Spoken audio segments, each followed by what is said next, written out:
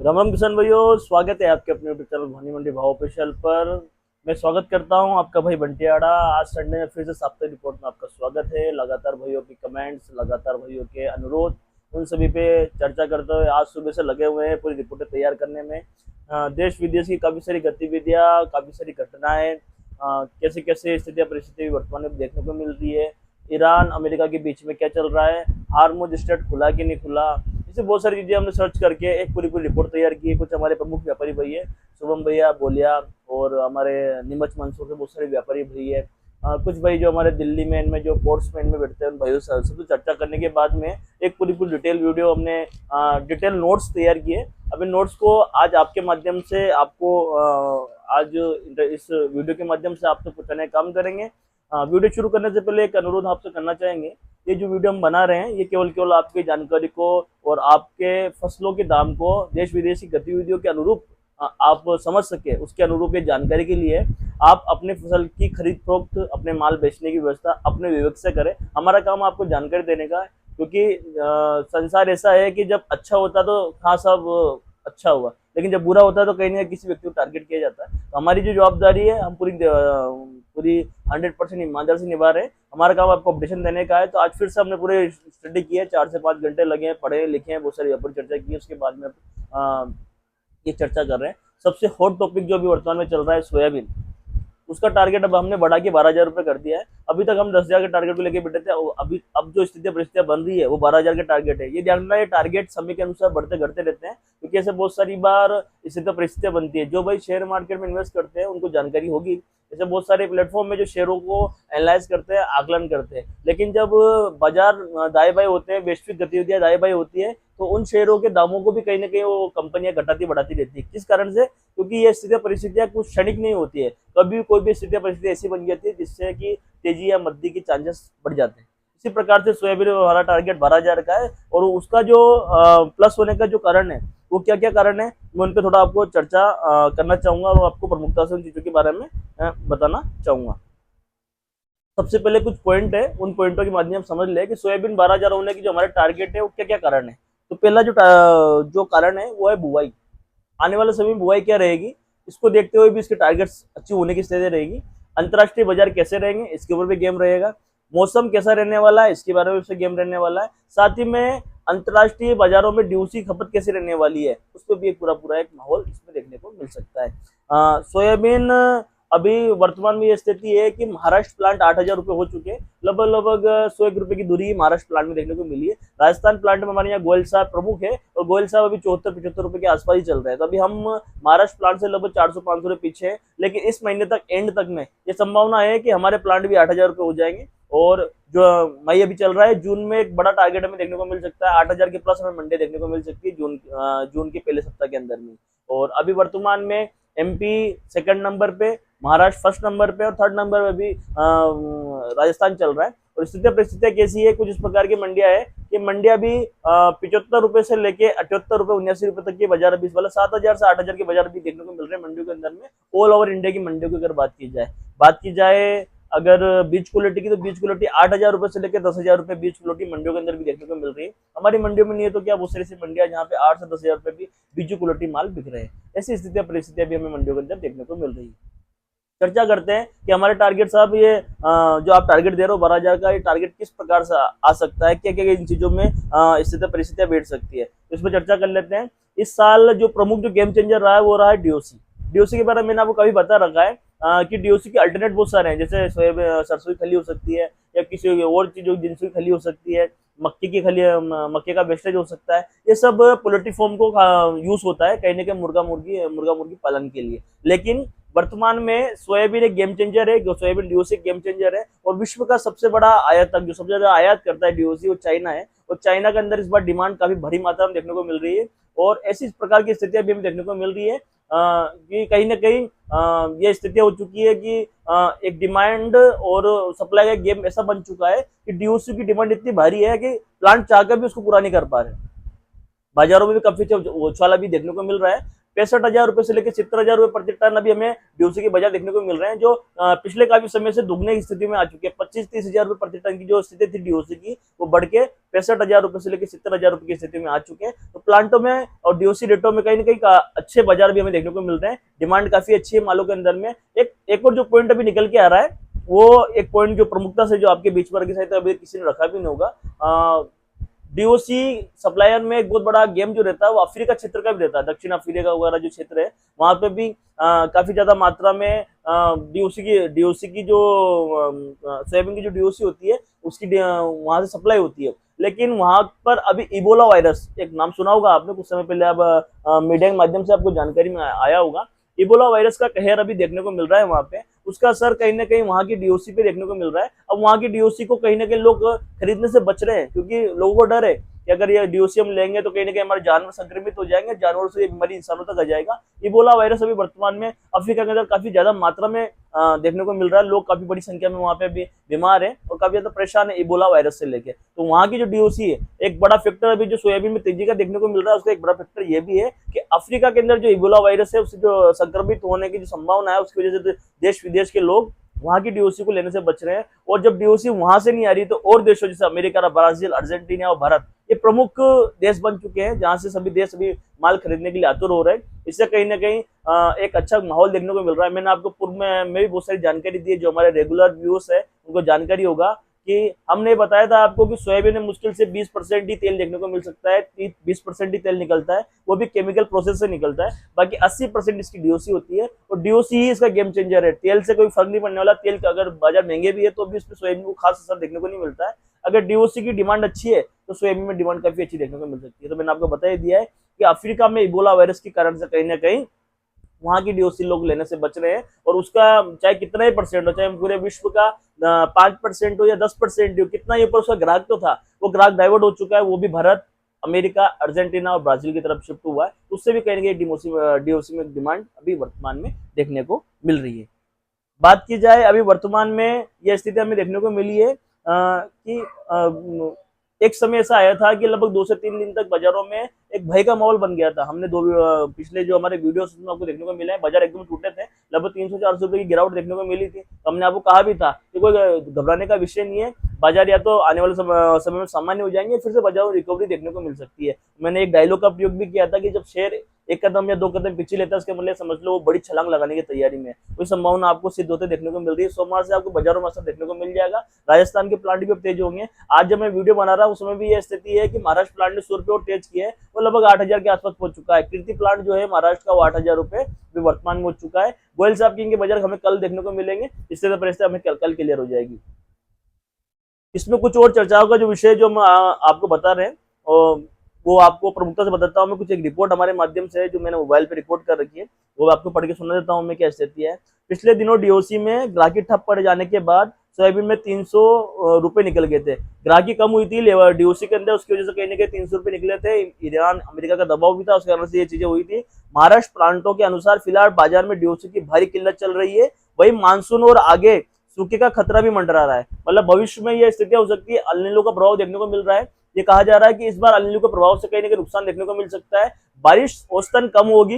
अगर बारिश कम होती है तो सोयाबीन की पैदावार कम होगी, उसकी बुआई भी कम होगी, किसान डाइवर्ट होगी किसी और फसल की तरफ जो कम पानी में हो या कम बारिश में हो जाए। तो ऐसी चीजें भी हमें देखने को मिल सकती है, क्योंकि ये गेम चेंजर फैक्टर है। अगर बुआई कम होती है, पैदावार कम होती है, उसका मतलब मान के चले जो पुराना स्टॉक है उसके बल्ले बल्ले फिर 10,000, 12,000 नहीं 15,000 के टारगेट भी आपको देखने को मिल सकते हैं। लेकिन ये स्थितियां परिस्थितियां कब बनती है? जब पानी कम गिरेंगे या फिर पैदावार कम हो।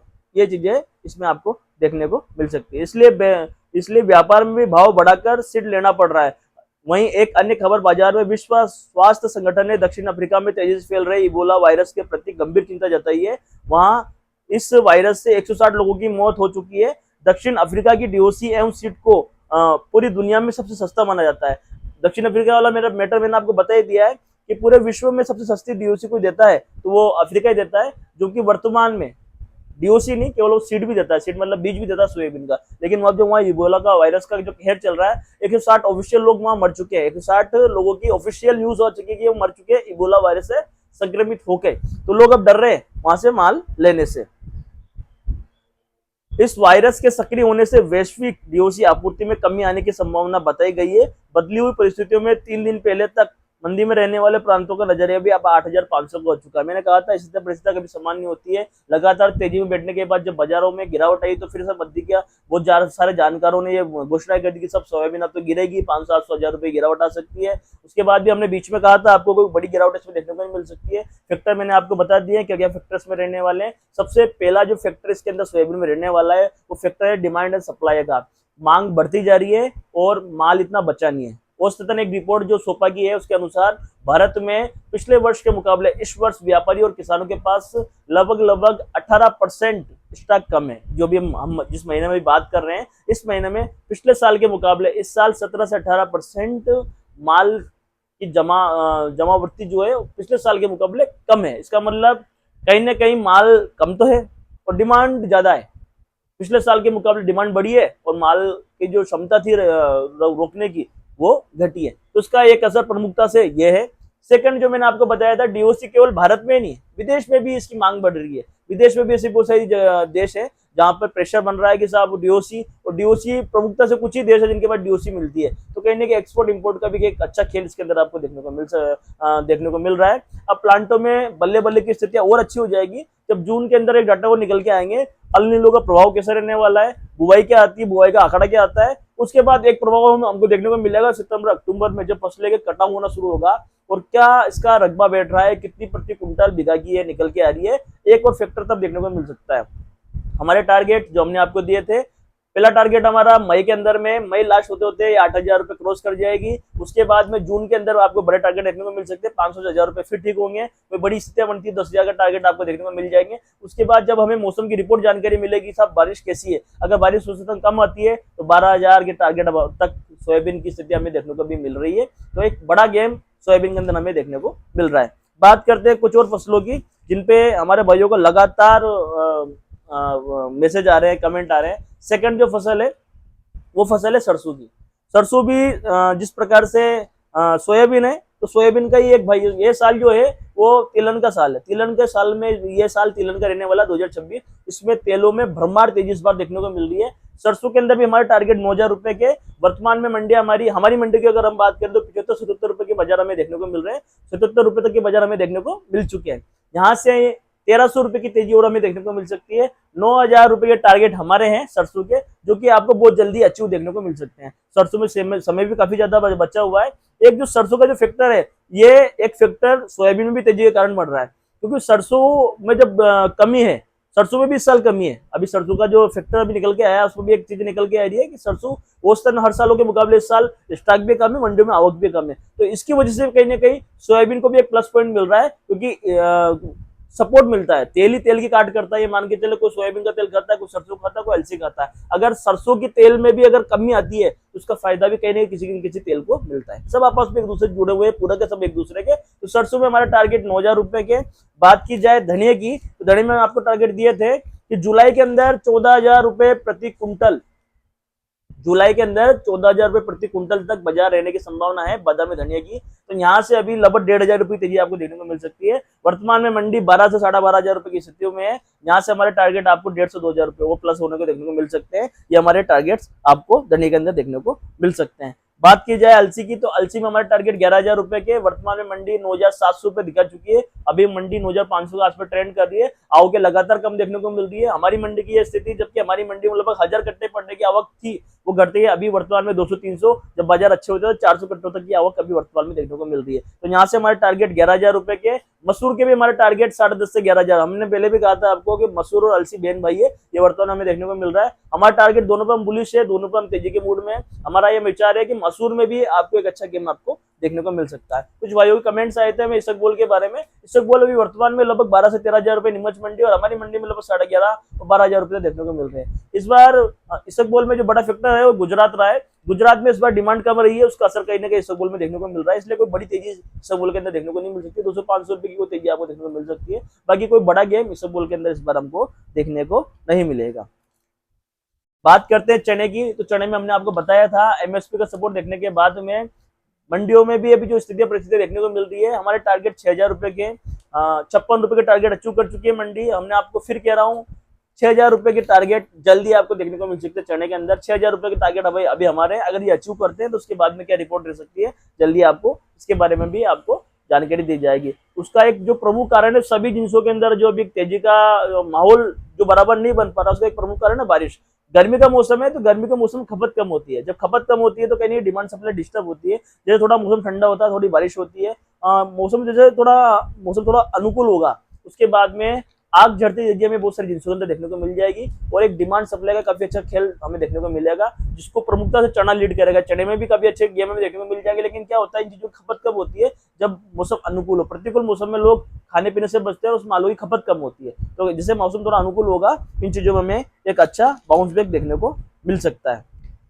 मेथी की अगर बात की जाए, हमने आपको टारगेट दे रखे हैं यहाँ से 1500 रुपए की तेजी और आपको देखने को मिल सकती है। 7,000 मंडी हो चुकी है मेथी के अंदर, अच्छे मालों के अंदर 1,000 रुपए और बाकी है। 8,000 रुपए बेस्ट क्वालिटी हमें देखने को मिल सकते हैं। औसतन सभी मंडियों में, लूज मंडियों के अंदर आपको 8,000 रुपए तक के बाजार मेथी के अंदर देखने को मिल सकते हैं और मेथा 10,000 तक जाने की संभावना आपको देखने को मिल सकती है। चिया सीड में हमने आपको टारगेट दिए थे कि 25,000 रुपए के हमारे टारगेट चिया सीड के। वर्तमान में 20,000 रुपए नीमच मंडी बिक रही है, हमारी मंडी 19,230 रुपए की स्थिति में है और यहाँ से 5,000 रुपए का गेम और चिया सीड के अंदर देखने को मिल सकता है। काफी अच्छा आइटम है जो कि इम्पोर्ट एक्सपोर्ट का भी आइटम है, जो एक्सपोर्ट भी काफी अच्छी मात्रा में होता है, इसमें भी एक गेम आपको देखने को मिल सकता है। कलौंजी में हमारा टारगेट 20,000 रुपए का, वर्तमान में मंडिया 17-17.5 की स्थिति में है। नीमच मंडी 18-18 की स्थिति में, यहाँ से लगभग 1,500 से 2,000 रुपए का सुधार और हमको देखने को मिल सकता है।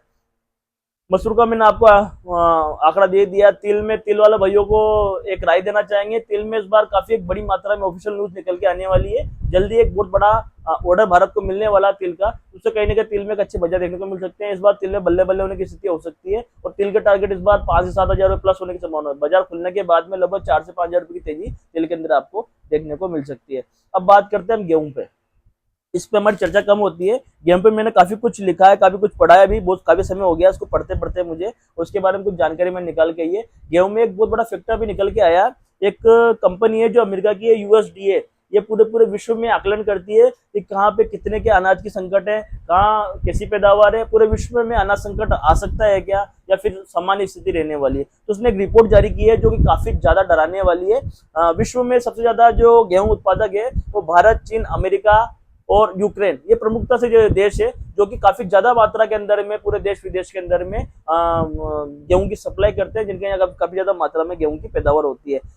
इस बार जो यूएसडीए उसने एक रिपोर्ट जारी की है, उसके अनुसार 2.5 करोड़ रुपए टन, मतलब मान के चलो आप लगभग लगभग और सालों के मुकाबले 2.5 करोड़ टन माल इस बार कम पैदा हुआ है और सालों के मुकाबले, तो खास संकट की चिंता इसने जाहिर की है। इसका मतलब ये कह सकते हैं आप कि अगर पूरा विश्व दबाव में है गेहूं में, तो गेहूं में कहीं ना कहीं एक तेजी देखने को मिल सकती है। यहाँ से टारगेट आपको लगभग 3 से 4 रुपए ठीक होने की स्थिति में देख सकते हैं। अभी वर्तमान में प्रेशर है और इस यहीं से कहीं ना कहीं स्थिति ऐसी भी आ सकती है कि यहाँ से बाजारों में हमें अच्छा एक फायदा देखने को मिल सकता है। और एमपी में भी सीएम साहब ने कुछ घोषणाएं की है, वैसे कोई खास घोषणा नहीं है लेकिन फिर भी एक सपोर्ट देने वाली घोषणा है। उन्होंने एमएसपी की तारीख जो 23 मई को खत्म हो रही थी उसको बढ़ा के 28 मई किया है, 5 दिन का और बढ़ाया ताकि किसानों को कहीं ना कहीं बेनिफिट हो जाए। लेकिन मेरा ये मानना है कि लगभग 3 रुपए की सुधार आपको गेहूं के अंदर और देखने को मिल सकता है। प्रमुखता से मैंने सभी जिनसों पे आपसे बात कर ली है, कोई जिन्स अगर रह गई हो तो आप कमेंट सेक्शन में बता सकते हैं, हम जल्दी उस पर भी आपको रिपोर्ट दे देंगे। और प्रमुखता जो जिन्स थी हमारी सोयाबीन है, जो कि आज लाडे की बुआ की स्थिति में है, उसकी मैंने आपको पूरी डिटेल में वीडियो दे दी है। प्रमुख फैक्टर इसमें अफ्रीका का इबोला वायरस है और उसका एक असर हमें देखने को मिल सकता है, क्योंकि वहां से जो डीओसी के खरीदार थे वो कहीं ना कहीं डाइवर्ट हुए, वो भारत और अमेरिका और अर्जेंटीना, ब्राजील की तरफ डाइवर्ट हुए, उससे कहीं ना कहीं एक अच्छा बोनस हमें देखने को मिल सकता है।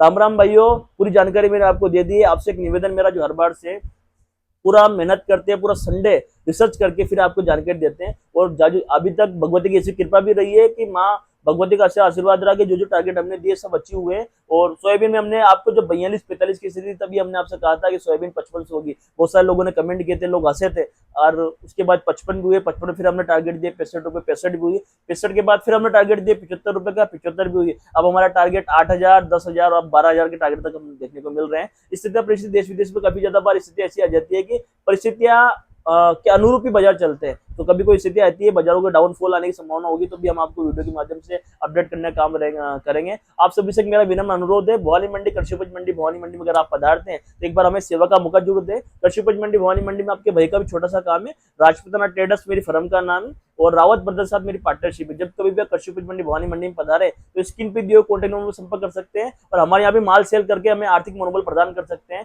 ताकि कहीं ना कहीं अगर हम आर्थिक मनोबल में अगर संपूर्ण रहेंगे तो आप लोगों को समय समय पर सही जानकारी देने का काम करते रहेंगे। वीडियो अगर अच्छा लगा हो तो वीडियो के नीचे में आपको सुपर थैंक्स का ऑप्शन मिल जाएगा, सुपर थैंक्स कर सकते हैं। जिनको इस प्रकार की नॉलेजेबल जानकारी चाहिए, समय समय पर अपडेशन चाहिए, वो चैनल को ज्वाइन करके रखिएगा। ऐसी बहुत सारी रिपोर्टें हैं जो हम इस पर सप्ताह में रिपोर्ट करते हैं, वहां पे हम पर डे अपडेट करते रहते हैं। ऐसे बहुत सारे वीडियो जो समय से पहले आपको मिल जाएंगे, तो आप व्यापार अच्छा कर पाएंगे। जिनको अच्छा व्यापार करना है वो चैनल को ज्वाइन करके रखिएगा। साथ ही में हमारा ये कॉन्टेक्ट नंबर है, व्हाट्सअप नंबर है। आप अपने गाँव के, अपने क्षेत्र के कोई ऐसे व्हाट्सअप ग्रुप है जिसमें किसान भाई जुड़े हैं, व्यापारी भाई जुड़े हैं, उनको जानकारी चाहिए तो उनमें हमारे कॉन्टेक्ट नंबर ऐड कर सकते हैं। हमारी टीम समय समय पर आपको वहां पे वीडियोस अपडेट करने का काम करती रहेगी, ताकि समय समय आपको जानकारियां मिलती रहे। इसी प्रकार से चैनल के साथ जुड़े रहिए और समय समय पे फसलों के अच्छे भाव लेते रहिए। जो साथ में जुड़े हैं उनको काफी अच्छा बाजार भी देखने को मिले भी हैं। कुछ भाई है जो माल बेचने आएंगे अच्छे बाजारों में, उनके कुछ वीडियो क्लिप हम शूट करेंगे और आपको जानकारी देंगे। साथ ही में चिया और ऐसी कुछ फसलें हैं जो किसानों के लिए काफी ज्यादा लाभदायक है, उनके बारे में हम जानकारी इकट्ठा करके आपको अपडेट करने का काम करेंगे। साथ ही मेरा एक अनुरोध आपसे ये भी है कि अभी वर्तमान में